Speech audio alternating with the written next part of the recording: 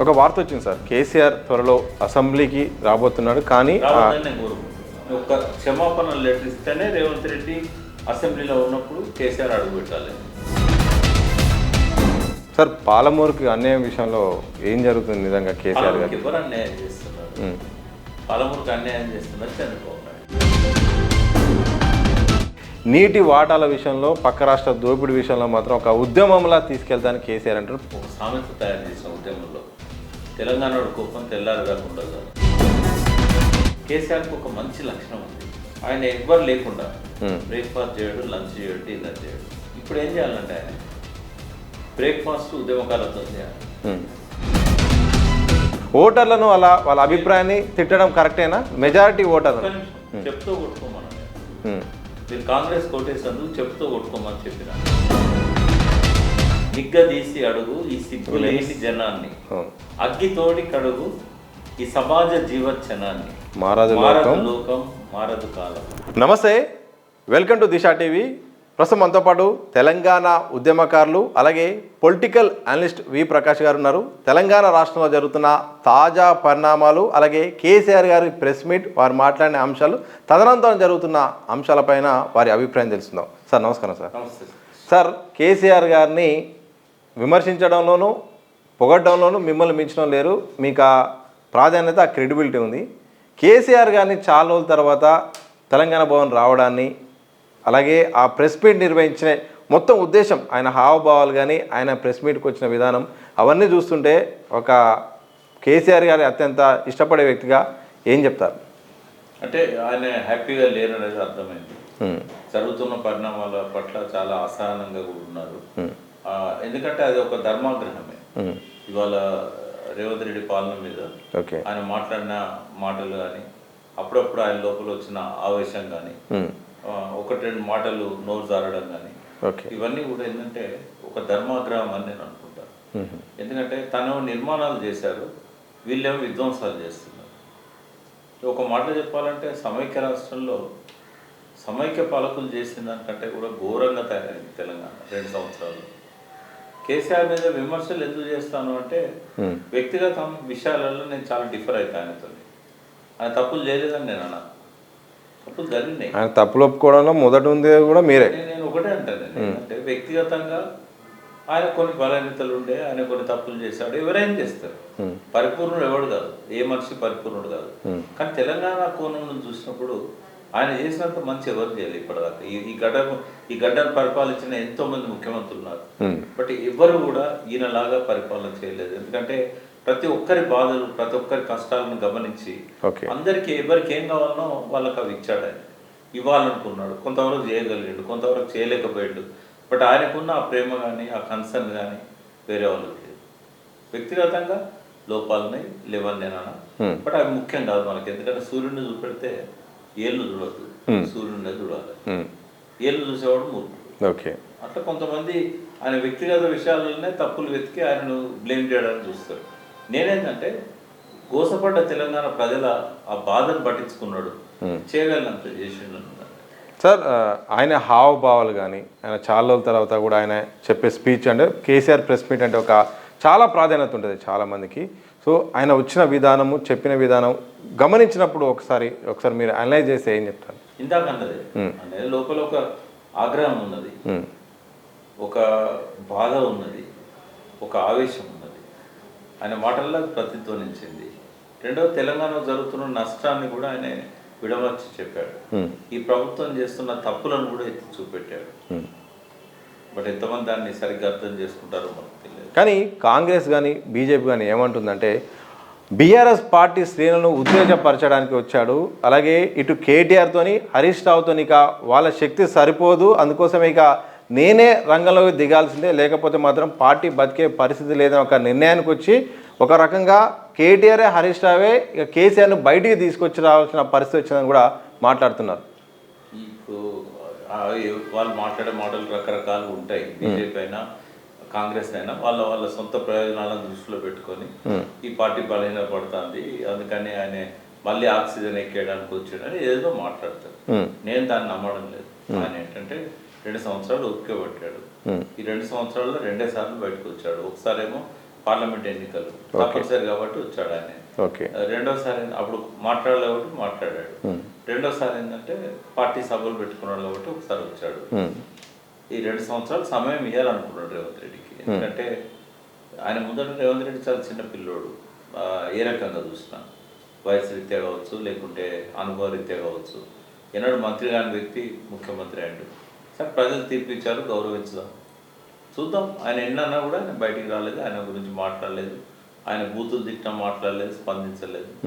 ఆయన అసెంబ్లీకి వచ్చేవాడేమో, బట్ రేవంత్ రెడ్డి ఆయన మాట్లాడే మాటలు, ఆయన పరుష పదాలు, ఆయన తిట్లేదు బూతులు అనొచ్చు, అనకూడని మాటలు. అంటే ఒక మీడియాలో మాట్లాడే ఏ వ్యక్తి జాతీయంగా కానీ అంతర్జాతీయంగా కానీ తెలుగులో కానీ ఇతర భాషలలో కానీ ఒక ముఖ్యమైన స్థానంలో ఉన్న వ్యక్తులు, సెలబ్రిటీస్ కావచ్చు, రాజకీయ నాయకులు కావచ్చు, ఇతర రంగాలలో పైకి వచ్చిన వాళ్ళు కావచ్చు, ఈ 2 చెవులు అయితే వినలేదు ఇప్పటిదాకా, ఈ 2 కళ్ళు చూడలేదు.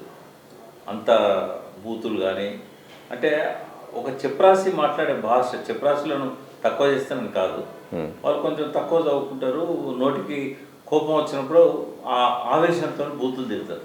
అంటే ప్రజలల్లో కొంత కోపం వచ్చినప్పుడు బూతులు తిట్టేది ఉంటుంది. ఆ భాష నిన్న మాట్లాడితే అది ఎట్లా డైజెస్ట్ అవుతుంది? ఇప్పటికైనా ఆయన మార్చుకోవాలి. ఇప్పటిదాకా తిట్టిన తిట్లకు క్షమాపణలు చెప్పాలి కేసీఆర్కు. ఇంకోసారి ఇట్లా అనను అని చెప్పుకోవాలి ఆయన. అసెంబ్లీ రాకపై కాంగ్రెస్ పార్టీ అయితే మాత్రం ప్రధానంగా మాట్లాడుతుంది. దమ్ముంటే అసెంబ్లీకి రా, నీ సమస్య ఏందో చెప్పు, మా ప్రభుత్వ విధానాలను ఎండగట్టు, ఎక్కడెక్కడ అభ్యంతరాలు ఉన్నాయో మాట్లాడు, ముందు అసెంబ్లీకి రా అనే ఒక పెద్దగా ఆ అంశాన్ని కూడా తీసుకొస్తున్నారు. నిజంగా కేసీఆర్ గారు అసెంబ్లీకి వచ్చే అవకాశం ఉందా? ఆయన ఒక ప్రజెంటేషన్ ద్వారా మొత్తం తిప్పికొట్టే అవకాశం ఉందా? ఇప్పుడు సమౌజ్జీ ఉన్నప్పుడు యుద్ధంలో ఆ రకమైన ఇంట్రెస్ట్ అనేది ఎవరికైనా వస్తుంది. ఒక ఏమంటాము మనం, శిఖండీలు, ఈ కొజ్జగాళ్ళు ఉంటారు చూసినావా, వాళ్ళతో కత్తి పట్టుకొని ఎవరు యుద్ధాలు చేయరు. యుద్ధ భూమి గురించి చెప్తుండే, ఓకే, రాజకీయాల గురించి చెప్తారు. యుద్ధంలో కొంచెం ఆడమోగాని వాళ్ళని అవమానిస్తలేను నేను. శిఖండీలు వాళ్ళతో యుద్ధాలు చేయరు ఎవరు. కొజ్జా అనే పదం బూత్ కాదు, కానీ ప్రజలు నిర్ణయించిన వ్యక్తి. ఒక్క నిమిషం, అటువంటి వాళ్ళతో యుద్ధాలు చేయాలంటున్నాను. శిఖండీలను ముందు పెట్టినప్పుడు, ఆడమోగాని వ్యక్తులను పెట్టినప్పుడు ఎవరు యుద్ధాలు చేయరు. అది యుద్ధ ధర్మం. రాజకీయాల్లో కూడా సమౌజ్యం ఉన్నప్పుడే యుద్ధం చేస్తారు. కానీ ప్రజలు నిర్ణయించిన వ్యక్తి ఓట్ల ద్వారా గెలిచిండు, ఆ తర్వాత మెజార్టీ సీట్లు వచ్చింది. ఒక నాయకుడు ఒక పిసిసి అధ్యక్షుని తర్వాత సీఎం అయిండు. 100 మర్డర్లు చేసినప్పుడు ఓట్ల ద్వారా గెలుతాడు, గౌరవించాలా అని. 100 మర్డర్లు చేసినప్పుడు ఓట్ల ద్వారా గెలుస్తాడు, ఓకే, గౌరవించాలన్నా? రాసి పెట్టింది ఎక్కడన్నా? ఓట్ల ద్వారా గెలిస్తే ఆ పదవి ఇస్తాడు, ఆ పదవిలో కూర్చుంటాడు, ఆ పదవిని గౌరవిస్తాడు. ఇప్పుడు ఇలా ముఖ్యమంత్రి పదవిని గౌరవిస్తాం. ముఖ్యమంత్రి పదవిలో ఉన్న వ్యక్తి ఆ పదవికి ఒక అలంకారం కావాలి. ఓకే, ఒక వార్త వచ్చింది సార్, కేసీఆర్ త్వరలో అసెంబ్లీకి రాబోతున్నాడు. కానీ రాబోతుందని నేను కోరుకుంటున్నాను. కేసీఆర్ ఈ రేవంత్ రెడ్డి అనేవాడు ముఖ్యమంత్రిగా ఉన్నంత వరకు ఒకే ఒక్క కండిషన్ మీద రావాలి, లేకుంటే రావద్దు. ఆ కండిషన్ ఏంటంటే, రేవంత్ రెడ్డి ఇప్పటిదాకా నేను మాట్లాడిన భాష కానీ, మీ పట్ల నేను అనుచితంగా ప్రవర్తించిన పద్ధతి కానీ నేను గుర్తించిన, నన్ను క్షమించండి, ఇంకొకసారి ఇట్లా జరగదు, ఈ భాషను నేను రిపీట్ చేయను అని ఒక క్షమాపణ లెటర్ ఇస్తేనే రేవంత్ రెడ్డి అసెంబ్లీలో ఉన్నప్పుడు కేసీఆర్ అడుగుపెట్టాలి. లేకుంటే సభానాయకుడు, మర్యాద తెలియని వ్యక్తి సభానాయకుడు ఉన్నప్పుడు సుజన విధేయుడు అని ఉత్తరాలలో రాసే కేసీఆర్ ఆయన సుజన విధేయుడిగానే ఉండాలి తప్ప పనికి మాలిన వాళ్ళకు విధేయుడిగా ఉండొద్దు. కాబట్టి ఆయన మీద ఉన్న నా గౌరవం, ప్రేమ, తెలంగాణ సాధకునిగా, తెలంగాణ ఉద్యమ నాయకునిగా, తెలంగాణను బహుముఖాలుగా తీర్చిదిద్దిన ఒక గొప్ప ముఖ్యమంత్రిగా దయచేసి మీరు రాకండి అసెంబ్లీకి. ఆయన కనుక క్షమాపణ లెటర్ పంపితే ఒకసారి వచ్చి కూర్చోండి. ఒకవేళ ఆయన మాట ప్రకారం నిలబడితే కంటిన్యూ కండి. రెండవది, టీఆర్ఎస్ అంత బలహీనంగా ఏం లేదు. కేసీఆర్ రాకపోయినా, ఇప్పుడు రాకపోయినా, ఈ సెషన్ మొత్తం రాకపోయినా, ఈ మొత్తం 5 ఏళ్ల పీరియడ్ రాకపోయినా ధీటైన సమాధానాలు చెప్పగలిగే వాళ్ళు, అవగాహన ఉన్న వాళ్ళు, సబ్జెక్టు తెలిసిన వాళ్ళు టీఆర్ఎస్ పార్టీలోనే ఉన్నారు. రేవంత్ రెడ్డికి సమాధానం చెప్పడానికి హరీష్ చాలా ఎక్కువ, కేటీఆర్ కూడా చాలా ఎక్కువ, జగదీష్ రెడ్డి చాలా ఎక్కువ, నిరంజన్ రెడ్డి చాలా ఎక్కువ. నిరంజన్ రెడ్డి అంటే సభలు లేడు. జగదీష్ రెడ్డి చాలా ఎక్కువ. ఎవరైనా మామూలు కొత్త గెలిచిన ఎమ్మెల్యేలు ఉంటారు వాళ్ళు కూడా, కౌశిక్ రెడ్డి లాంటి వాళ్ళు. మీరు ర్యాగింగ్ చేస్తారు, సీఎం పై ర్యాగింగ్ చేస్తున్నారు. నేను ఏమంటున్నా, సీఎం అంటే నాకు ఫ్రెండ్, సీఎం మామ కూడా నాకు ఫ్రెండ్, క్లోజ్ ఫ్రెండ్. ఒక స్నేహితుని పట్టుకొని నేను మంచిగా చెప్తున్నా, క్షమాపణ చెప్పి. మీకు ఇంకా 3 ఏళ్ళు ఉన్నది, ఇప్పుడు 2 ఏళ్ళు అయింది. నువ్వు 10 ఏళ్ళు ఉంటా అంటున్నావు కదా, నేను చెప్పినట్టు 10 ఏళ్ళు కనుక ఉండాలంటే ఈ 3 ఏళ్ళు మంచిగా ఈ బూతులు తిట్టకు. ఇప్పుడు ఏవైతే ఇంపార్టెంట్ నీ దగ్గర డబ్బులు తక్కువ ఉన్నాయి, డబ్బులు నువ్వు ఎట్లా తెచ్చుకోవాలనో ఎవరు నీకు దొరకకపోతే నా దగ్గర నేను ఇస్తాను. నీకు 3 ట్రిలియన్ అక్కర్లేదు, 1 ట్రిలియన్ కూడా అక్కర్లేదు. డబ్బులు ఇస్తారా, సలహా ఇస్తారా? నేను సలహా ఇస్తా. రెండవది, నీకు ఇప్పుడు ఈ 3 ఏళ్ళు నిన్ను శభాష్ అని ప్రజలు మెచ్చుకోవాలంటే నువ్వు కనీసం డబ్బులను ఇప్పుడు వచ్చే వాటినైనా కరెక్ట్గా ఉపయోగించు. ఈ డబ్బులను కరెక్ట్గా వాడితే నువ్వు మంచి పేరు తెచ్చుకోవద్దు. ప్రాధాన్యతలు ఉంటాయి ముఖ్యమంత్రిగా ఉన్నప్పుడు. ఆ ప్రాధాన్యతలు ఎందుకు తెలుసుకో. డబ్బులు ఎక్కడెక్కడి నుంచి అప్పు తెచ్చుకోవచ్చు అని నేను చెప్తా. ఏ ప్రాజెక్టులకు అప్పులు వస్తాయో చెప్తా. ఇప్పుడున్న బడ్జెట్ని ఇంకొక 30-40% ఎట్లా పెంచుకోవాలో చెప్తా. ఇప్పుడు నీకు 3 లక్షల కోట్లు పెట్టుకుంటున్నావు, 2.5 లక్షల కోట్లు వస్తున్నది. 2.5 లక్షల కోట్లను 3 లక్షల కోట్లకు ఎట్లా పెంచుకోవాలో నీకు దారి చూపెడతావు. కానీ నీ వెనకాల సలహాదారు లేడా? నువ్వు సలహాదారుల ప్లేసులల్లో పొలిటికల్ రిహాబిలిటేషన్ చేస్తుంది. ఎవరైనా అట్లే చేస్తున్నారు. ఒకవేళ ఆ సలహాదారు వి ప్రకాష్ గారికి అవకాశం ఇస్తే దగ్గర నుంచి సలహా అక్కర్లేదు. కనీసము నా బడ్జెట్ పెంచుకోవడానికి నేను ఏం చేయాలా ఆయనకంతా సుదర్శన్ రెడ్డి లాంటి పెద్ద పెద్ద వాళ్ళు ఉన్నారు. బట్ నేను ఎంతో ఎక్స్పెక్ట్ చేసిన విజన్ 2047 బాగుంటుందని. బట్ అది వాళ్ళ కార్యాచరణ లేదు. ఆశల్ని స్వర్గం చేస్తా అన్నట్టున్నది, కానీ అది ఎట్లా చేస్తాడో చెప్పలేదు. ఆయన ఎంతసేపు ఫారెన్ కంపెనీలు రావాలి, వాళ్ళ పెట్టుబడులు పెట్టాలి, అది ఒకటే కనబడుతుంది ఏ పేజీలో చూసినా కూడా. ఆ చాట్ జీపీటా, మరి గూగుల్ క్రోమా, లేకుంటే ఇంకోటి ఏంది క్రోకా, దేనికెళ్ళి తెచ్చిండు, క్రోకో కాకో పెర్ప్లెక్సిటో ఏదో తెచ్చిండు. బట్ అలా ఫీడింగ్ ఇస్తే మనకు ఆ డాక్యుమెంట్ వాళ్ళు రూపొందించిస్తారు. ఏ పేజీలో చూసినా గదే కనబడుతుంది. ఒక ప్రభుత్వానికి వాళ్ళకు ఎడిటింగ్ అంతా ఉంటుంది కదా సార్. మరి యాప్ దిమాగ్తో చేసింది కాదు. సరే ఒక మాట చెప్పండి సార్, మీరు ఒక సలహా ఇచ్చారు కాబట్టి అంటే రేవంత్ రెడ్డి గారితో ఉన్న సాన్నిహిత్యంతో రేవంత్ రెడ్డి గారిని కలిసి ఈ విషయాలు చెప్పే ప్రయత్నం చేస్తారా? ఆయన ఎన్నడూ పిలవలేదు.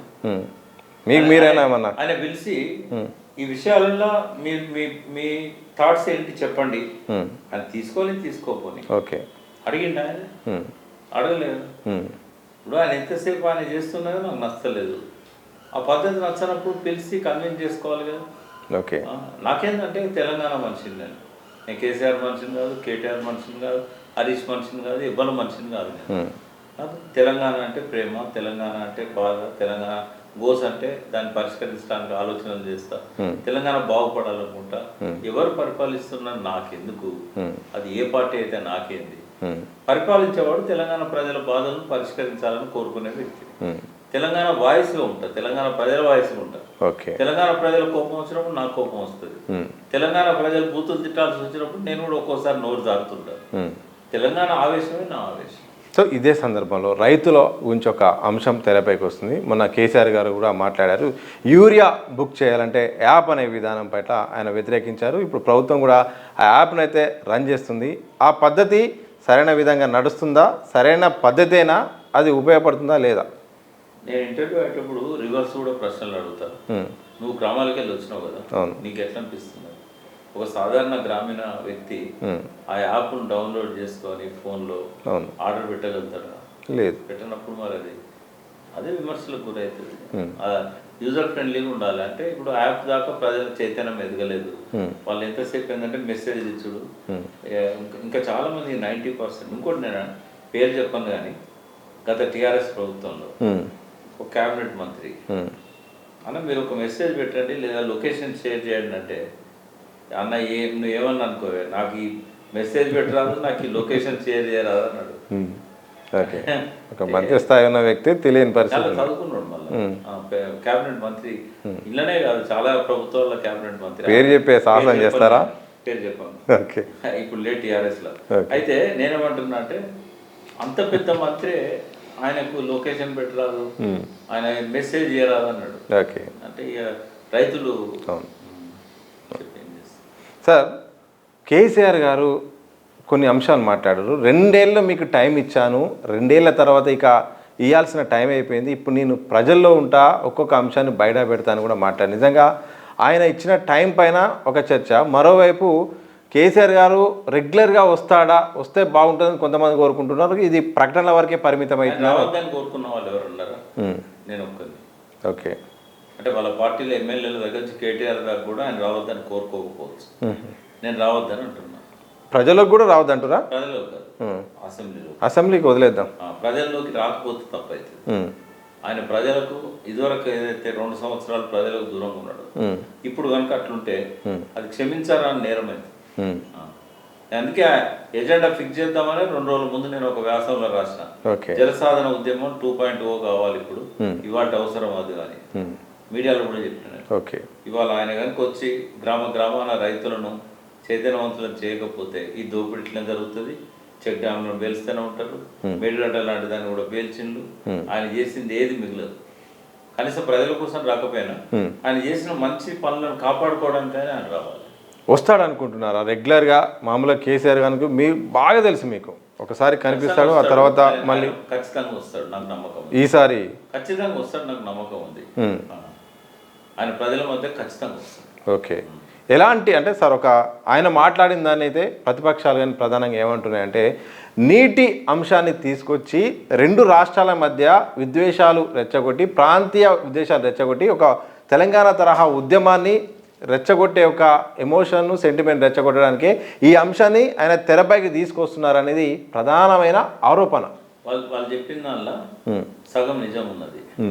ఎందుకంటే సమైక్య రాష్ట్రంలో వచ్చిన పరిస్థితులే ఇప్పుడు మళ్ళీ వచ్చినాయి. అప్పుడేమో ఆంధ్ర ముఖ్యమంత్రి వచ్చి ఇక్కడ పరిపాలన చేస్తూ తెలంగాణకు అన్యాయం చేసిండు.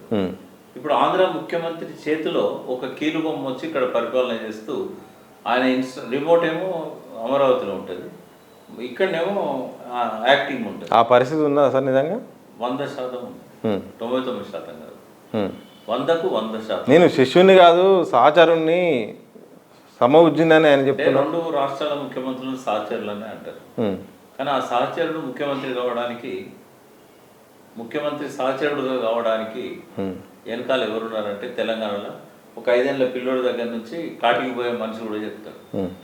ఒక మామూలు జెడ్పీటీసీగా టీఆర్ఎస్లో టికెట్ నిరాకరించబడ్డ ఒక మామూలు వ్యక్తి ముఖ్యమంత్రి దాకా ప్రస్థానం ఏదైతే ఉంటుందో అడుగునా దాని వెనకాల ఒక గాడ్ ఫాదర్ కనబడతారు మనకు. ఇంకోరు సపోర్ట్ లేకుండా ఎవ్వరూ ఎదగరు. ఆ వ్యక్తికి వెనకాల ఉన్న సపోర్ట్ ఎవరు అనేది తెలంగాణలో అందరికీ తెలుసు. దాన్ని రహస్యంగా ఎందుకు పెట్టుకోవాలి సార్? నీటి అంశం, మీరు ఇరిగేషన్ ఎక్స్పర్టు, మీరు తెలంగాణ సంబంధించిన అన్ని అంటే ఇరిగేషన్ సంబంధించిన విషయాలు చాలా అనుభవం ఉంది, మీరు చాలా స్టడీ కూడా చేశారు. కేసీఆర్ గారు ప్రస్తావించిన అంశాలు, పాలమూరుకు జరుగుతున్న అన్యాయం పట్ల నిజంగా ఏం జరుగుతుంది సార్? అసలు పాలమూరు విషయంలో ఏం జరిగిందంటే అది చాలామంది పాలమూరు బిడ్డలకు కూడా అర్థం కాలేదు. అంటే డీకేఆర్ కావచ్చు, అక్కడ ఉన్న వాస్తవంగా ఇరిగేషన్ టాపిక్ అనేది జటిలమైనది, బట్ అర్థం చేసుకోవడానికి ప్రయత్నం చేయాలి. కానీ వీళ్ళెవరికి ఆ ఓపిక లేదు. ఇది ఎంపీ స్థాయి ఎమ్మెల్యే స్థాయి వ్యక్తులకు కూడా తెలియదా? ఇరిగేషన్ మంత్రికి కూడా లేదు. ఓకే, మంచి ఆయన ఉత్తమ్ కుమార్ రెడ్డిని నేను గౌరవిస్తా, నాకు స్నేహితుడు, ప్రేమ కూడా ఉంది. మీరు అందరు గౌరవిస్తారు, అందరు విమర్శిస్తారు, దేనికే మాట్లాడుకోవాలి. నన్ను అడిగిండు కూడా ఆయన, మీరు కంటిన్యూ కండి అని. నేను మిమ్మల్ని ఒక రాజకీయ నాయకుల్లాగా మేము చూడము, కంటిన్యూ కండి అంటే కూడా నేను ఉండదని చెప్పాను. దేని దాంట్లో మాట్లాడుకున్నాను. ఆయన రిక్వెస్ట్ కూడా చేశాడు. నేనేమంటున్నా అంటే ఇది nice person, is not corrupted. But రెండవది ఏంటంటే మంచి మాట్లాడే శుద్ధి ఉన్న నాయకుడు. ఇవాళ నేను ఇప్పుడున్న క్యాబినెట్లో శ్రీధర్ బాబు కానీ ఉత్తమ్ కుమార్ రెడ్డి లాంటి వాళ్ళకి కానీ మోటివ్స్ అంటగట్టారు. వాళ్ళు తప్పులు చేస్తారు కావచ్చు, ఆ క్యాబినెట్ డిసిషన్స్లలో భాగం అవుతారు కావచ్చు, కానీ వ్యక్తిగతంగా మోటివ్స్ అంటగట్టారు. నా దగ్గర అటువంటి సాక్ష్యాలు అయితే లేవు. ఆ కాన్స్టిట్యున్సీలో ఉన్న వాళ్ళకు ఉంటాయి. మొన్న పోతే ప్రజలు చెప్తున్నారు ఇక్కడ కూడా వాటాలు ఉన్నాయి అని చెప్పి. ఏ కాన్స్టిట్యున్సీలో ఈ పేరెందుకు చెప్పాలి? కొంతమంది క్యాబినెట్ మినిస్టర్లకు, తర్వాత ఎమ్మెల్యేలకు ఈ జరుగుతున్న అవినీతిలో భాగస్వామ్యం ఉంది అంటారు. అంటే నేను అవినీతిలో భాగస్వామ్యం లేని రాజకీయ నాయకులను వెతుకుతున్నా. ఎవరన్నారా? అవినీతి ఎందుకు కలదు, అందు లేదని సందేహం వాళ్ళదు. ఎందుకు వెతికి చూసినా అంత సాధారణ ప్రక్రియ అయిపోయింది. పాపం ఏమైందంటే కొంతమంది నిజాయితీగా ఉండాలనుకున్న రాజకీయ నాయకులు కూడా ఎన్నికల్లో ఖర్చు పెరిగే వరకు వాళ్ళకు కూడా తప్పలేదు. ఓకే, వాళ్ళు కూడా కరప్షన్ దిగబడ్డారు. కానీ ఏదున్నా కూడా ఉత్తమ్ కుమార్ రెడ్డి కూడా నీళ్ళ గురించి ఇంకా అవగాహన పెంచుకోవాలి. ముఖ్యమంత్రి కంటే బెటర్, చాలా better, far better than CM. ఇక్కడ ముఖ్యమంత్రి కనీసం ఈ వాగులు ఎక్కడున్నాయి, నదులు ఎక్కడున్నాయి, ఉపనదులు ఎక్కడున్నాయి, ప్రాజెక్టులు ఎక్కడున్నాయి, టీఎంసీలు అంటే ఏంది, క్యూసెక్కులు అంటే ఏంది, దేన్ని క్యూసెక్కులు అంటారు, దేన్ని టీఎంసీలు అంటారు అని నేర్చుకునే ప్రయత్నం చేస్తలేడు. ఆయనకు తెలియదు కూడా వాటి గురించి. కానీ ఉత్తమ్ కుమార్ రెడ్డి కొంతవరకు అవగాహన చేసుకున్నాడు. ఎవరికైనా పుట్టుకతో ఎవరికి రాదు. హరీష్ రావు గారు కూడా ఎంతో ఇప్పుడున్న నాలెడ్జ్ అనేది గంగా ప్రవాహం లాగా వాడుతూ ఉంటుంది నీళ్ళ గురించి. ఒక్క రోజులో వచ్చింది అది.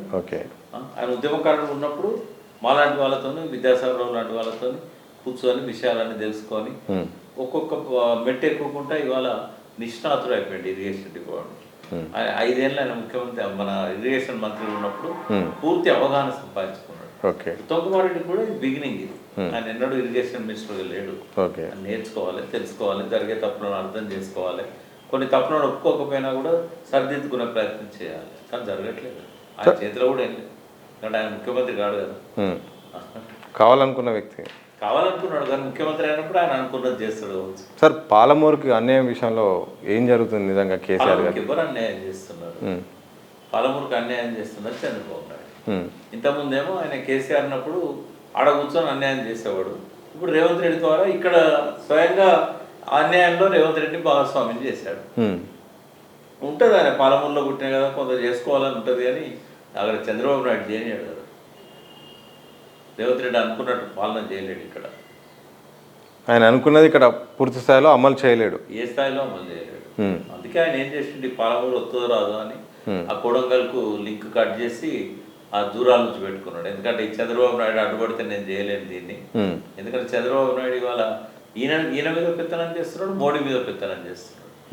కాబట్టి ఈ పాలమూరు వస్తుందో రాదు, ఎందుకు వచ్చిన తంట అని 4,000 కోట్లు పెట్టి ఆయన ముక్కలు తెగ కొట్టుకున్నాడు. కోడంగల్ లిఫ్ట్ ఇరిగేషన్ స్కీమ్ అని అది దూరాలకు పెట్టాడు బీమా ద్వారా. తెలుగు కలడు ఆయన. ఎందుకంటే ఈ రాణి అడిగినే నేను ఆయన కాదని నేను చేయలేను అని చెప్పి ఆ పాలమూరును వదిలేసి కోడంగల్ లిఫ్ట్ పెట్టుకున్నాడు. అందరినీ కలుపుకొని పోతా కవుల్ని, కళాకారుల యొక్క పాత్ర అవసరము, భవిష్యత్తులో రాష్ట్రంలో జరుగుతున్న అంశాలు, అలాగే నీటి వాటాల విషయంలో, పక్క రాష్ట్ర దోపిడీ విషయంలో మాత్రం ఒక ఉద్యమంలా తీసుకెళ్తానికి కేసీఆర్ అంటారు. ప్రాక్టికల్గా అది సాధ్యమవుతుందా? మీరు ఒకవేళ ఏమనుకుంటారు అసలు ఆ టాపిక్ మీద? సాధ్యం అవుతుంది. కాకుంటే ఏంటంటే గ్యాప్ ఉంది. ఉద్యమకారులతో ఆయన గ్యాప్ ఉంది, కవులు కళాకారులతో ఆయన గ్యాప్ ఉంది, మాలాంటి వాళ్ళతో కూడా ఆయన గ్యాప్ ఉంది. ఆ గ్యాప్ను ఫస్ట్ తొలగించుకోవాలి. నేను ఒక సామెత తయారు చేసిన ఉద్యమంలో, తెలంగాణ కోపం తెల్లారిదాకా ఉండదు అని. అంతకుముందు ఎవరు అనలేదు. తెలంగాణ కోపం తెల్లారిదాకా ఉండదు అని. ఇప్పుడు కేసీఆర్ కనుక ఆయన ఎవరెవరికైతే అన్యాయం చేసిండో, ఎవరు అన్యాయం అంటే ఏంటి, పట్టించుకోకపోవడం. ఆయన అన్యాయం ఏం చేస్తాడు అంటే అదివరకు ప్రేమగా దగ్గర పట్టించుకోకపోతే పార్టీని బయటికి తీసుకెళ్ళి ఎలగొట్టడం కూడా అన్యాయం కాదు సార్. ఎలగొట్టింది ఎవరిని ఎలగొట్టలేదు ఆయన ఎవరిని ఎలగొట్టాడు కూడా ఇగ్నోర్ చేస్తారు అంతే. వాళ్ళు వెళ్ళిపోతారు. ఆయన ఒక్కరిని రాజయ్యను బహిష్కరించిండు, వాళ్ళ నుంచి క్యాబినెట్ లో నుంచి బర్తరఫ్ చేశాడు. కానీ మళ్ళీ టికెట్ ఇచ్చిండు కదా. ఇప్పుడు కూడా రాజా ఆయనతోనే ఉన్నాడు. ఆయన ఎవ్వరికి అట్లా అన్యాయం చేయడు. కాకపోతే గ్యాప్ మెయింటైన్ చేస్తాడు, పలకరించాడు, పిలువడు, కొంచెం దూరం పెడతాడు, మధ్యలో ఉన్న వాళ్ళ అపాయింట్మెంట్లు ఇవ్వరు, ఈయన వాళ్ళు అడుగుతుంటారని కూడా ఈయనకు చెప్పారు. ఇట్లాంటి వాటి వల్ల ఏమైందంటే ఒక అసంతృప్తి పెరిగి దూరం అవుతారు. దూరమై కొంతమంది ఇష్టం వచ్చినట్టు తిరుగుతూనే ఉంటారు మీడియాలో. కొంతమంది ఏంటంటే మౌనంగా ఉంటారు, సరే ఆయన పిలిచినప్పుడే పోదామని. నేనేమంటున్నా అంటే కేసీఆర్కి ఒక మంచి లక్షణం ఉంది. అదేంటంటే ఆయన ఎవ్వరు లేకుండా బ్రేక్ఫాస్ట్ చేయడు, లంచ్ చేయడు, డిన్నర్ చేయడు, ఒంటరిగా తినడు. ఇప్పుడు అసలు అలవాటే కదా. ఇప్పుడు ఏం చేయాలంటే ఆయన బ్రేక్ఫాస్ట్ ఉద్యమకారులతో చేయాలి. పాత ఉద్యమకారులు ఒక 10,000 మందిని ఆయన పేరున గుర్తుపెట్టుకున్నాడు. ఆయన మోర్ దెన్ 10,000. నువ్వు ఏ ఊరు పేరు చెప్పు, అక్కడ ఉన్న ఉద్యమకారుని పేరు చెప్తాడు ఆయన. అంత మేధాశక్తి ఉంటుంది. మారుమూల, కౌటాల, ఆసిఫ్ నగర్, కొమరంభీం డిస్ట్రిక్ట్లా అక్కడ ఉన్న చిన్న జైనాదో లేకుంటే ఇంకోటో అక్కడ ఉన్న ఉద్యమకారుని పేరు చెప్తాడు ఆయన. ఇప్పటికీ వాళ్ళతో బ్రేక్ఫాస్ట్ చేయి. ఎవ్రీ బ్రేక్ఫాస్ట్ ఒక 10 మంది ఉద్యమకారులతో జరగాలి. లంచ్లో బయట ఉన్న ఇంటలెక్చువల్స్ కానీ దేశవ్యాప్తంగా ఉన్న తెలివైన ప్రణాళిక వేయగలిగే వాళ్ళు, ప్లానింగ్లో జోక్యం చేసుకునే వాళ్ళు, ఇప్పుడున్న పరిస్థితి నుంచి మెరుగైన పరిస్థితికి ఎట్లా తీసుకుపోవాలని సలహాలు ఇచ్చేవారు. ఓకే, ఇట్లాంటి వాళ్ళని కూర్చోబెట్టుకో, 5గురినో 4గురినో 3గురినో. రాత్రి పార్టీ నాయకులతో డిన్నర్ తీసుకో, పార్టీ ముఖ్య నాయకులతో పాటుగా నియోజకవర్గ స్థాయి నాయకులతో డిన్నర్ తీసుకో. ఈ జైలు ఒక 3 నెలల్లో 4 నెలల్లో ఎంత చేంజ్ వస్తుంది. భుజం మీద చేస్తే 3-4 నెలల దాకా కేసీఆర్ని ఊడేవాళ్ళు మన తెలంగాణ వాళ్ళు. ఊరికే మీటింగ్లో పేరు తీసుకుంటే ఏడాది దాకా ఛార్జ్ అవుతుంది. మరి ఏం ఆశించింది నీ దగ్గర? అది చేస్తే ఇప్పుడు ఆయన అన్నది నేను నిజమవుతుంది.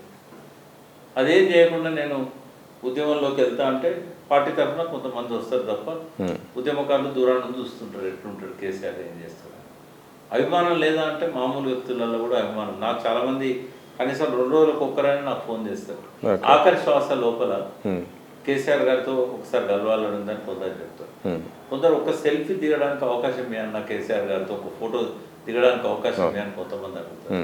మీరు పోయేటప్పుడు తీసుకుపోలే అని చెప్తారు. వాళ్ళకే తెలియదు నేను ఈ మొత్తం ఈ 2 సంవత్సరాలు ఆయన కలిసింది 3 సార్లు. ఓకే, ఎందుకంటే పిలవని పోను నేను.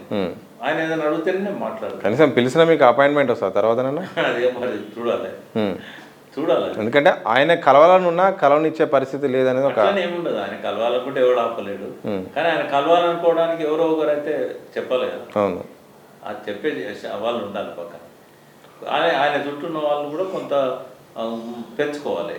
అంటే కేవలం తనకు సేవలు చేసే వాళ్ళే కాకుండా చుట్టూ కొంతమందిని సలహాలు ఇచ్చే వాళ్ళను, విమర్శించే వాళ్ళని పెట్టుకోవాలి. ఇప్పుడు ఆయన ఉద్యమ కాలంలో మారుమూల స్ట్రింగర్లకు ఫోన్లు చేశాడు ఇంట్లో. ఓకే, చాలా మంది విలేకరుల పేర్లు ఉంటాయి ఆయన దగ్గర, పేరు పెట్టుకొని మాట్లాడతారు. పేర్లు విలేకరులే కాబట్టి స్ట్రింగర్లే కూడా మారుమూల ప్రాంతాలకు పోయినప్పుడు అక్కడ పనిచేసే స్ట్రింగర్ పేరు కూడా ఆయన గుర్తుంటుంది. కాబట్టి అటువంటి వాళ్ళకి ఫోన్లు చేసి ఏమవుతుందని అడిగేవాడు.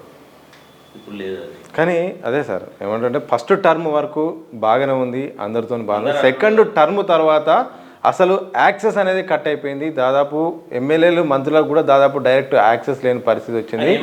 అంటే అసలు ప్రతి కుటుంబానికి ఏదో ఒక లబ్ధి చేకూర్చిన నేను ప్రజలకు నేరుగా కనెక్ట్ అయిపోయినా అనుకున్నాను. ఓకే, కానీ వాళ్ళే గడ్డి కొడతారని అనుకోలేదు. నేను ఆయన 2000 ఇచ్చిండు, నేను 4,000 ఇస్తానంటే ప్రజలు పార్టీ మారిండు. ఓకే, నమ్మిండు 4,000 ఇస్తారు కదా. కేసీఆర్ 5,000 రైతు బంధు ఇస్తున్నాడు. నేను ఎమ్మెల్యేల మీద కోపమే ప్రధాన కారణం అనేది విమర్శ సార్. ఎమ్మెల్యేల మీద కోపం ఏం లేదు. ఎమ్మెల్యేలను ఓడించాలని చాలా మంది అనుకున్నారు. స్థానికంగా ఓటమికి ఎమ్మెల్యే అంటే చాలా మంది కేసీఆర్ ఓడిస్తున్నామని అనుకోలేదు, వాళ్ళు ఎమ్మెల్యేని ఓడిస్తున్నారు అనుకున్నారు. ఉన్నారు ఒక 15-20 మంది 30 మంది ఎమ్మెల్యేలు ప్రజలకు అనుకూలంగా పరిపాలన చేయలేదు. వాళ్ళు పథకాలు ఇస్తున్న ప్రజలు మాతోనే ఉంటారు అనుకున్నారు. వాళ్ళ పద్ధతిలో వాళ్ళు చేసేళ్ళు. అది కూడా కొంత కోపం ఉంటుంది కదా. బట్ మధ్యలో ఉన్న వాళ్ళు కూడా ఎమ్మెల్యేని కలవనీయకుండా అడ్డుపడే వాళ్ళు ఉంటారు. ఇక్కడ కేసీఆర్ కలవనీయకుండా ఎట్లయితే అడ్డుపడతారో ఎమ్మెల్యేని కలవనీయకుండా అడ్డుపడే వాళ్ళు ఉంటారు. ఎమ్మెల్యే కూడా వాళ్ళ మాటలే వింటారు. నాకు చాలా మంది డిఫరెంట్ కాన్స్టిట్యున్సీలలో చెప్పిళ్ళు, సార్ మేము ఎమ్మెల్యే కన్నా చెప్పుకుందామంటే మా లీడర్ అక్కడనే ఉంటాడు, మేము చెప్పేది ఆయన గురించే. ఇక ఆయన ఎంబడే ఉన్నాక మేము ఏం చెప్తామంటే నేను సలహా ఇచ్చిన ఆ పార్టీ ఎమ్మెల్యేలకు, మీరు ఉంటారు కదా ఓన్లీ ప్రజల్లోకి. అప్పుడు మీరు ఎవరినైతే నమ్ముకుంటున్నారో ఆ నాయకుల గుణం ఏందో రంగు ఏందో మీకు తెలుపుతారు ప్రజలు. మీకు కావాల్సిన ప్రజలు. ఈ మధ్యలో ఉన్న వాళ్ళే మీ ఛానల్ కట్ చేస్తున్నారు.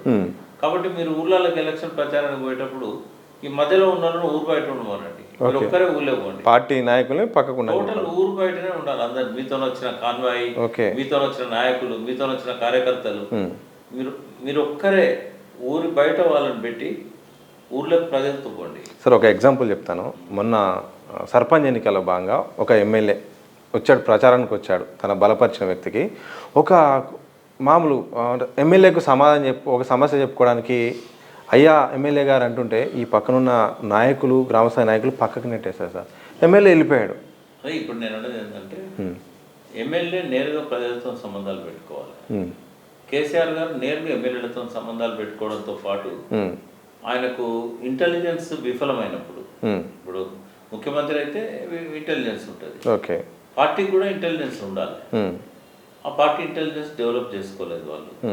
అంటే పార్టీలల్లో బలమైన నాయకులు క్యాడర్ ఉన్నది బీఆర్ఎస్కే, ఉమ్, బలహీనమైన నిర్మాణం ఉన్నది కూడా బీఆర్ఎస్కే, ఓకే. అత్యంత బలహీనమైన నిర్మాణం. ఉమ్, అంటే రెండు, ఇదేమో అత్యంత మైనస్ పాయింట్, అది అత్యంత ప్లస్ ప్లస్ పాయింట్ రెండు ఉన్నాయి. అయితే ఇప్పుడు నిర్మాణం కనుక ఆయన చేస్తాడు అనుకో, ఉమ్, నిర్మాణంతో పాటు ఒక ఇంటెలిజెన్స్ విభాగాన్ని పెట్టుకోవాలి పార్టీలో. ఉమ్, ఎక్కడ ఏ ఎమ్మెల్యే కరప్షన్ చేసినా, అంతులేని అవినీతి పాల్పడ్డా, ఉమ్, ఈ బ్లాస్టింగ్ లాంటివి చేసినా ఉమ్, వెంటనే ఆయనకి ఇన్ఫర్మేషన్ పోయే ఇంటెలిజెన్స్ కావాలి. అటువంటి వాళ్ళని ఎంత గొప్ప వాళ్ళైనా, ఎంత డబ్బున్న వాళ్ళైనా క్షమించకూడదు. అది ఎమ్మెల్యే కానీ ఎంపీ కానీ పార్టీ నుంచి బహిష్కరించాలి. ఓకే. అట్లుంటే కొంత ఆయన మీద క్రెడిబిలిటీ. కానీ ఆనాటి పరిస్థితి ఇప్పుడు ఉన్నదా? కేసీఆర్ ఇప్పుడు ఎవరి మాట అయినే పరిస్థితి లేదని చాలామంది అంటారు. కానీ గత వైభవాన్ని తీసుకొచ్చి అందరినీ కలిసి యాక్సెస్ తీసుకొని అందరి సలహాలు సూచనలు ఉన్న పరిస్థితిలో కేసీఆర్ ఇప్పుడు ఉండే అవకాశం ఉంది అసలు? గుణపాఠం తీసుకోవాలి కదా ఓటమి నుంచి. ఉమ్, ఇప్పుడు మన ఓటమి వచ్చింది, ఓటమి నుంచి గుణపాఠం తీసుకోవాలి కదా. తీసుకున్నాడు ఆయన, ఓటమి నుంచి గుణపాఠం తీసుకున్నాడు. వ్యక్తిగతంగా ఆరోగ్యం ఎట్లున్నా, కుటుంబంలో ఎన్ని సమస్యలున్నా మళ్ళీ ధైర్యంగా ప్రజల ముందుకు వచ్చిండు. ఆయన దానికి కూడా ఒక వ్యూహాత్మకంగా 2 సంవత్సరాలు మౌనం పాటించి వచ్చిండు. జనంలో పోతానని చెప్పాడు, విలేకరులకు అందుబాటులో ఉంటానన్నాడు, 100 ప్రశ్నలకైనా సమాధానం చెప్తానని చెప్పాడు. సో మనము మళ్ళీ ఆయన లోపల ఆ మార్పును చూసాం. కాబట్టి జనంలోకి వెళ్తాడు. ఆయన లోపల ఉన్న గత వైఫల్యాలు ఏవైతే ఉన్నాయో వాటి నుంచి ఆయన మళ్ళీ ఒకసారి ప్రజల మనసులో గెలుచుకునే ప్రయత్నం చేస్తాడు. ఒక వార్త 2-3 రోజులుగా చక్కర్లు కొడుతుంది. కేసీఆర్ గారికి ఈ ఫోన్ ట్యాపింగ్ వ్యవహారంలో నోటీసులు వచ్చే అవకాశం ఉంది. త్వరలో ఇక దర్యాప్తు సంస్థలు ఇక ఒక ముందు స్టెప్ కూడా తీసుకునే అవకాశం ఉంది. వారితో పాటు కేటీఆర్ గారికి, హరీష్ రావు గారికి కూడా నోటీసులు వచ్చే అవకాశం ఉన్న వార్తలు వస్తాయి. నిజంగా అది జరిగే అవకాశం ఉందో? ఒకవేళ నోటీసులు అనేది మినిమం అంశం కదా, ఎవరికైనా ఇవ్వచ్చు కదా, నీకు నాకు కూడా ఇవ్వచ్చు. ఆ తర్వాత ఒక అరెస్ట్ అనే అంశం కూడా తెరపైకి వస్తుంది. అది ఎప్పటి నుంచో అంటుంటాను, అరెస్ట్ అరెస్ట్ అరెస్ట్ అని. చేసే ధైర్యం అవసరం ఆ పరిస్థితి ప్రభుత్వానికి ఏముండవు. ఎందుకంటే రీజన్ లేకుండా అరెస్ట్ చేయకూడదు. చేస్తే రేవంత్ రెడ్డి పరువే పోతుంది. కోర్టులు కూడా ఎన్ని రోజులు పెట్టుకుంటాయి, 24 hours 48 hours రీజన్ లేకుండా అరెస్ట్ చేస్తే. కాబట్టి ఆ సాహసం దుస్సాహసం అవుతుంది. అది రేవంత్ రెడ్డి చేయడు. అట్లా చేయదలుచుకుంటే ఎప్పుడో కేటీఆర్ గారిని అరెస్ట్ చేసేవాడు, ఎప్పుడో హరీష్ రావు గారిని తప్పుడు కేసులు పెట్టాలంటే ఎంతసేపు. కాబట్టి చేయడు. అది ఈ విచారణ పేరుతోని అసలు సమస్యలను మరుగున పడేయాలంటే సెన్సేషనల్ న్యూస్ మీడియాకి ఇవ్వాలి. ఎంత అవినీతి వార్తలన్నా రానియండి, కేసీఆర్ అరెస్ట్ చేసిందంటే అన్నీ పోతాయి పక్కకు, అన్ని పక్కకు పోతాయి. మళ్ళీ అందులో పేటెంట్ రైట్స్ రేవంత్ రెడ్డికే ఇవ్వాలి. నేను మిస్టర్ డైవర్షన్ అని పెట్టాను పేరు. మిస్టర్ డైవర్షన్ పక్కదారి పట్టించాలి వార్తల్ని. ఒక ఇంపార్టెంట్ స్కామ్ను కవర్ చేయడానికి, ఒక అన్ఇంపార్టెంట్ ఎమోషనల్ వార్తను ముందర పెట్టాలి. ప్రజల మనసులను, ప్రజల దృష్టిని, మీడియా దృష్టిని కూడా కంప్లీట్గా సైడ్ ట్రాక్ చేయాలనడంలో రేవంత్ రెడ్డిని మించిన నాయకుడు అయితే ఇంకోరు కనబడలేదు. చాలా అబ్జర్వ్ చేసినట్టుంది రేవంత్ రెడ్డి. మించాడు చంద్రబాబు నాయుడు. జూబ్లీస్ బైపోల్ దగ్గర నుండి చాలా అబ్జర్వ్ చేసి. జూబ్లీస్ బైపోల్ కాదు, రేవంత్ రెడ్డి మాతో తిరిగినాడు కదా, మా పార్టీలో పనిచేసినాడు. అప్పుడు నేను పార్టీ జనరల్ సెక్రటరీ ఉన్నా. ఆయన జడ్చల దగ్గర ఒక చిన్న మండలానికి టికెట్ అడిగిండు. అప్పుడు వీళ్ళు ఇవ్వలేదు, ఇవ్వకపోతే ఇందులో వెళ్ళిపోయి ఇండిపెండెంట్ గెలిచిండు. వ్యక్తిగతంగా చాలా టాలెంట్ ఉన్న వ్యక్తి. అందులో ఏంటంటే ఆ టాలెంట్ సరిగ్గా వాడుకుంటే చాలా గొప్ప. అప్పుడు మీకు ఏమైనా అనిపించిందా భవిష్యత్తు అయితే తన దగ్గర క్వాలిటీస్ ఉన్నాయి, స్కిల్స్ ఉన్నాయి? అప్పుడు అవి లేకపోతే టికెట్ ఎందుకు ఇవ్వదు? అప్పట్లో అవి లేకపోతే టికెట్ ఎందుకు ఇవ్వదు? ఎక్కడికో దూసుకుపోయేటట్టున్నాడని టికెట్ ఇవ్వలేదు అక్కడ. ఓకే, అంటే బీఆర్ఎస్ చేసుకున్నది ఇదంతా. బీఆర్ఎస్ చేసుకుంది ఆయన, సారీ టీఆర్ఎస్. అంటే బీఆర్ఎస్ అప్పుడు టీఆర్ఎస్. ఒకవేళ ఆయన ఓటుకున్నోడు కేసులో కనుక ఆయన అరెస్ట్ కాకపోయినా, ఆ డ్రోన్ కేసులో అరెస్ట్ కాకపోయినా ఇంత పెద్ద లీడర్ అయ్యేటోడే కాదు ఆయన. ఓకే, ఆయనకు మంచి కలిసి వచ్చింది. సాధారణంగా అలాంటి పరిస్థితుల్లో వేరే వాళ్ళు ఉంటే దాన్ని తట్టుకొని నిలబడే అవకాశం ఉండేది. వేరే వాళ్ళకు రేవంత్ రెడ్డికి చాలా తేడా ఉంటుంది.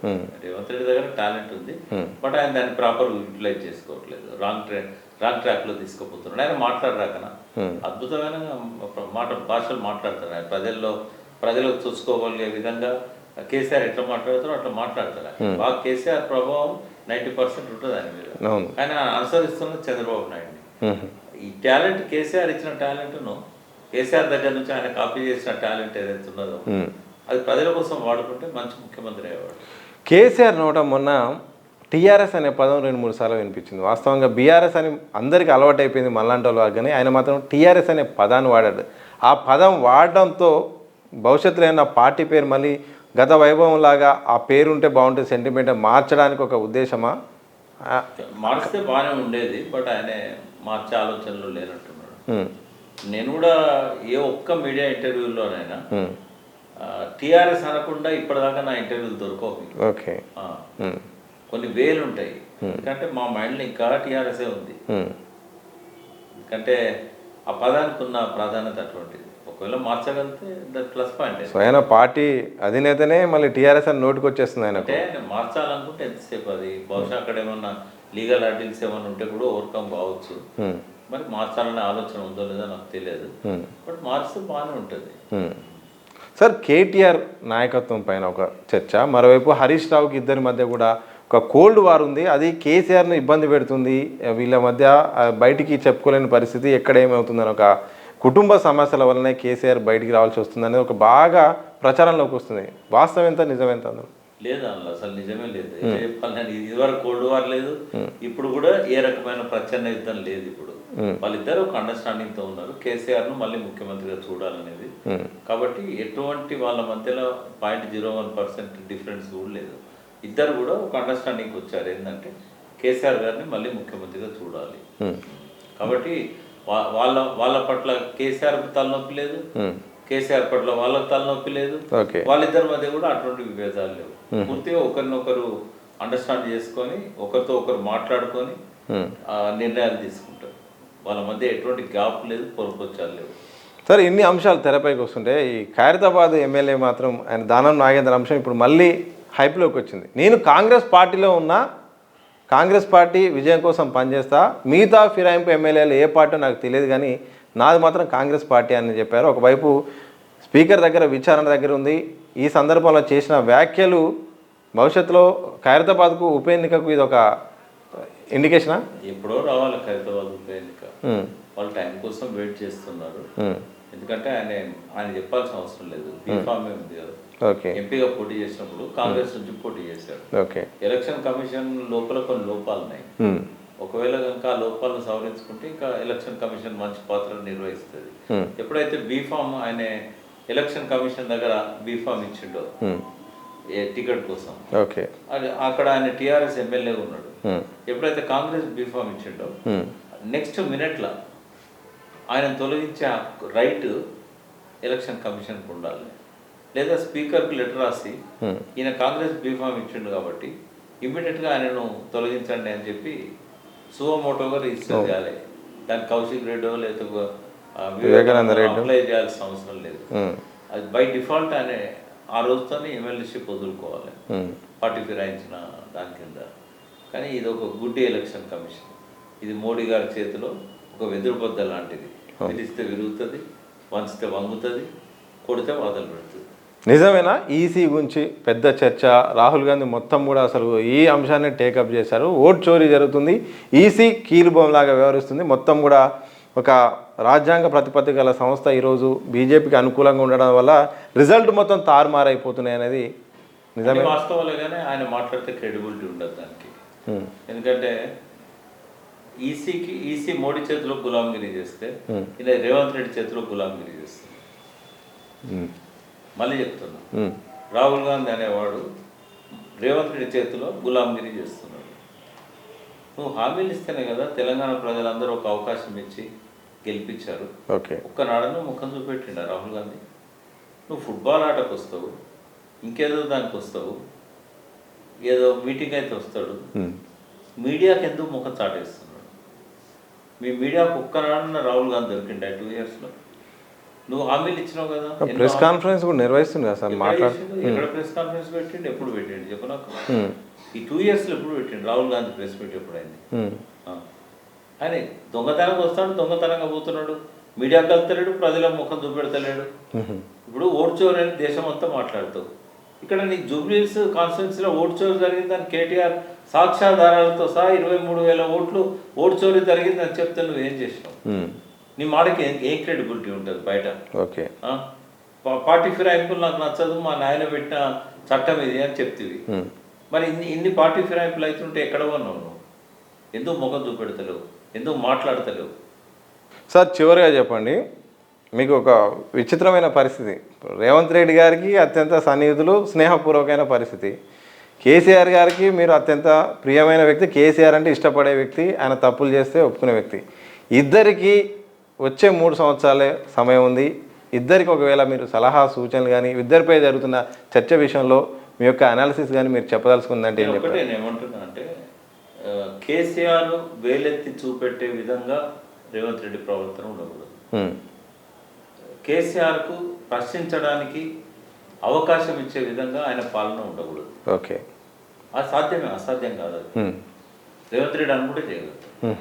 బట్ అట్లా చేస్తే ఏమైందంటే చంద్రబాబు నాయుడు బాధ పెట్టాల్సి వస్తుంది, నరేంద్ర మోడీ గారిని బాధ పెట్టాల్సి వస్తుంది. మీరు ఢిల్లీ చంద్రబాబు నాయుడు దగ్గరికి వెళ్తున్నారు అంటే ఇక్కడ పరిపాలన చేస్తున్నది ఆయనే కాబట్టి పరోక్షంగా. ఇప్పుడు ఆయన పెట్టిన అడ్వైజర్లే కదా ఇక్కడ ఆదిత్యనాథ్ దాస్. ఇప్పుడు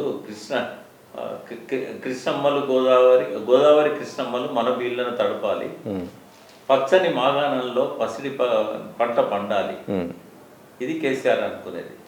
కానీ గలగల గోదావరి తరలిపోతుండాలి, బిరబిరా కృష్ణమ్మ పరుగులెడుతుండాలి, చంద్రబాబు సంతోషం వ్యక్తం చేయాలి. ఇది మీరు రాశారా? ఇది రేవంత్ రెడ్డి రాయలేదు, చెప్తున్నాను. అది రేవంత్ రెడ్డి. చంద్రబాబు నాయుడు కళలో ఆనందం కోసం అంటారా? చంద్రబాబు కళ్ళల్లో ఆనందం చూడాలి.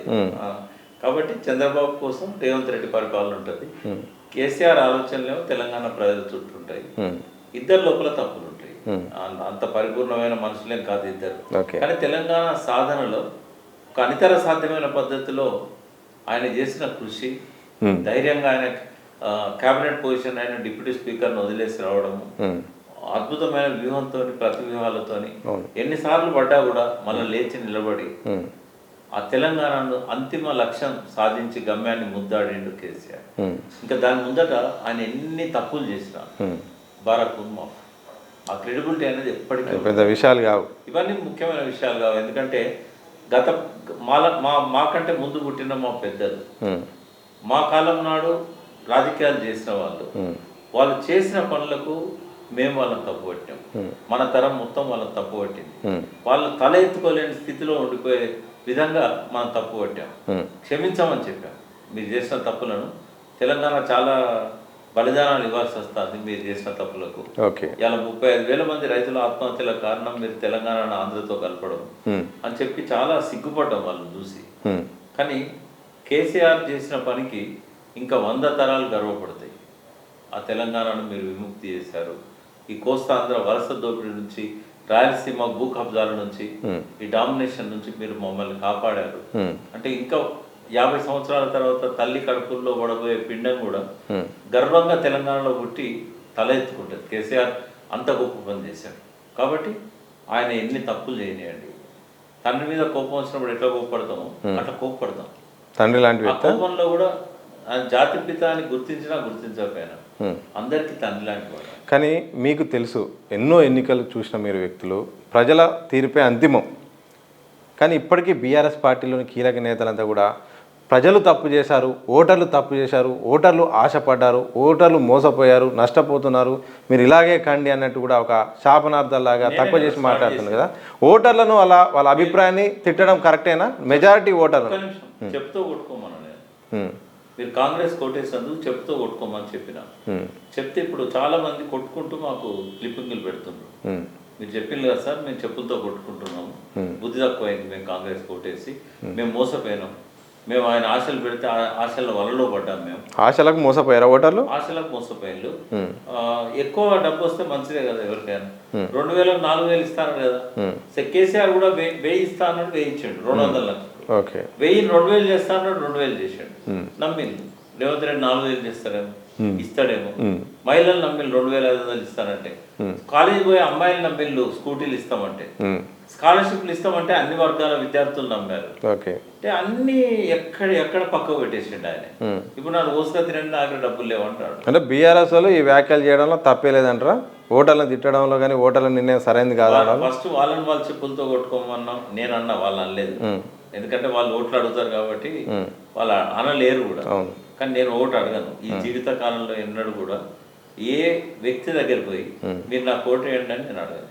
కాబట్టి ప్రజలు చేసే తప్పులను కూడా నేను క్షమించాను. బీఆర్ఎస్ ఓటైన కూడా చెప్పరా నేను అడగను, ప్రజలు చేసే తప్పులను కూడా నేను క్షమించా అంటున్నా. మీరు అజ్ఞానులు ఉన్నంత కాలం వీళ్ళు ఇట్లే మోసం చేస్తూ ఉంటారు, ఇట్లే దోపిడీ చేస్తూ ఉంటారు. ఎవరు? రాజకీయ నాయకులు. రాజకీయ నాయకులు. కాబట్టి మీరు జ్ఞానం తెలుసుకోండి. నన్ను ఒక 20 ఏళ్ల కింద ఆంధ్రజ్యోతి పత్రిక ఒక జిల్లా ఎడిషన్ మెయిన్ పర్సన్ వచ్చి ఒక పేజీ ఇంటర్వ్యూ తీసుకున్నాడు. ఫస్ట్ పేజీలో వేశాడు. వేసి దేవుడు ప్రత్యక్షమై వరమిస్తే మీరు ఏం కోరుకుంటారు అన్నాడు. నేను దేవుడిని నమ్మను కదా అన్న. ఒకవేళ నిజంగానే ప్రత్యక్షమై వరమిస్తే ఏం చెప్తాడు అంటే, నా చుట్టూ ఉన్న ఈ ప్రజలకు బుద్ధి జ్ఞానం ఇవ్వాలని కోరుకుంటా అన్న. 20 years బ్యాక్. ఓకే. ఇప్పుడు కూడా అదే మాట కట్టుబడి అదే పరిస్థితి ఉంది ఇప్పటికీ. ఒక పాట ఏంటి అన్న, నిగ్గదీసి అడుగు ఈ సిగ్గులేని జనాన్ని, అగ్గితోడి కడుగు ఈ సమాజ జీవచ్చనాన్ని, మారదు లోకం మారదు కాలం. ఓకే. ఎవరు ఏమనుకున్నా సిరివెన్ లెక్కన్నాడు కానీ ప్రజల గురించి ఆయన రాసిందే ఎప్పటికీ. కాకపోతే ఈ గుండె ఎప్పుడు ప్రజల కోసం తప్పిస్తుంది. ఆ ప్రేమ ఉంది కాబట్టి ఆ కోపం వస్తుంది, వాళ్ళ మీద ఆవేదన ఉంది కాబట్టి నా లోపల నుంచి ఆవేశం వస్తుంది. కాబట్టి ప్రజలు మారాలి, ప్రజలు జ్ఞానవంతులు కావాలి. టీఎంసీలు ఎక్కేందో తెలుసుకోగలిగింది మీరు, కానీ నీళ్ళు ఎట్లా మలుపుకోవాలో తెలుసుకోవాలి, నీళ్ళు ఎట్లా దారి మలుతున్నాయో తెలుసుకోవాలి. ఈ రాజకీయ నాయకుల వాళ్ళ మోసాల నుంచి బయటపడాలి, వాళ్ళ మాయ మాటలు నమ్మొద్దు, నిలదీసి నిగ్గదీసి అడిగే స్థాయికి ప్రజలు ఎదగాలి. తప్పులు చేస్తూనే ఉంటాం కానీ బయటపడాలి వాటి నుంచి. ఇప్పుడు చెప్పులతో కొట్టుకోండి అన్నప్పుడు ప్రేమ ఉంది కాబట్టే కదా మిమ్మల్ని అంత మాట అన్నాను నేను. అయితే నేనేదో ఎమ్మెల్యే కావాలని అనలే కదా. కేసీఆర్ ఓడిపోయింది కాబట్టి కోపం మీద అన్నారని చాలా మంది అనుకుంటారు. కేసీఆర్ ఇవాళ ఉంటాడు, రేపు పోతాడు. నేను ప్రజల గురించి అంటున్నాను. ఓకే. కేసీఆర్ శాశ్వతం కాదు కదా. ఓకే. కానీ ప్రజలు ఎప్పుడు ఒక తరం ఇంకో తరానికి దారి చూపెట్టాలి. మీరు అజ్ఞానులు అయితే మీ పిల్లలకు మీరేం బాధ చూపెట్టగలుగుతారు? కేసీఆర్లో తప్పులు నేను చెప్తున్నా కదా, నేను లేవని చెప్తున్నా. కానీ ప్రజలు కనుక జ్ఞానవంతులు అయితే పాలకులు తప్పులు చేయరు. మీరు ఓట్లకు అమ్ముడుపోతే ఆ ఓట్లను ఉన్నట్టుడే రాజ్యం వెళ్తాడు. ఓకే. ఇప్పుడు అమ్ముడు పోవడానికి మీరు సిద్ధంగా ఉండొద్దని నేను అంటున్నాను. ఓకే. అప్పులు ఉంటాయి అందరికీ. 5,000తో అప్పు తీరుతుందా? మళ్ళీ మీరు అప్పు చేయరా? 5,000 ఎక్కడి నుంచి ఇస్తున్నారు? కాబట్టి ఎవరికి కృతజ్ఞత ఉన్నా లేకున్నా ప్రజలు కృతజ్ఞులు కావద్దు. కేసీఆర్ ప్రజలు మోసం చేశారు, అడగకుండానే ఆయన అన్ని వరాలు ఇచ్చాడు, ప్రతి కుటుంబం లబ్ధి పొందింది. ఆ నమ్మకంతో ఉండే ఆయన కార్యకర్తలను పట్టించుకోలేదు, ఉద్యమకారులను పట్టించుకోలే, నాయకులను పట్టించుకోలే. ఏంటంటే ప్రజలు నా బిడ్డలు, ప్రజలు నా వాళ్ళు, నేను ప్రజలకు ఇన్ని చేసిన, నాతో లబ్ధి పొందని కుటుంబం లేదు, నాతో లబ్ధి పొందని మనిషి లేడు. ఇంత నమ్మకం చేస్తే మీరు ఆయన ఓట్లు లేకుండా నమ్మకం చేశారు, మీరు అమ్ముడు పోయారు, మీరు ఆశలకు మోసపోయారు. రేవంత్ రెడ్డి ఒక్క విషయంలో నేను అభినందిస్తాను, చాలా విషయాలు అభినందిస్తున్నారు. రేవంత్ రెడ్డి మోసం చేశాడు, చెప్పి మోసం చేశాడు. ఏం చెప్పాడు? రాజకీయ నాయకులు చెప్పకుండా మోసం చేస్తారు. అమెరికాలో ఒక ఆటా సభలో వేదిక మీద రాజకీయ నాయకులు మోసం చేస్తూనే ఉంటారు, ప్రజలు మోసపోతూనే ఉంటారు, మళ్ళీ ఆ రాజకీయ నాయకులను నమ్ముతూనే ఉంటారు అని చెప్పాడు. ఓకే. అప్పటికి ఇంక ఎలక్షన్ రాలే. రేపు మీరు కూడా గెలిచినాక అదే చేస్తారంటే నవ్విండు ఆయన, చెప్పిండు కదా ఆయన మోసం చేస్తా అని. ఓకే. మరి మనం సిగ్గు లేకుండా మోసపోతే నేను ప్రజలు ఎవరు చెప్పులతో కొట్టుకోవద్దు, ఇప్పటి నుంచి మోసం చేసే వాళ్ళని చెప్పులతో కొట్టాలి. Okay, thank you sir. ప్రజలు చైతన్యవంతులు కావాలి, ప్రశ్నించాలి, మోసపోవద్దు, జ్ఞానాన్ని పెంచుకోవాలంటూ కూడా మొత్తానికైతే మాత్రం తెలంగాణలో జరుగుతున్న తాజా పరిణామాల విషయంలో వారి యొక్క విశ్లేషణ అయితే మాత్రం చెప్పే ప్రయత్నం చేశారు తెలంగాణ ఉద్యమకారులు, పొలిటికల్ అనలిస్ట్ వి ప్రకాష్ గారు. మరో ఇంటర్వ్యూతో మళ్ళీ కలుగుతాం. చూస్తూనే ఉండండి దిశ టీవీ.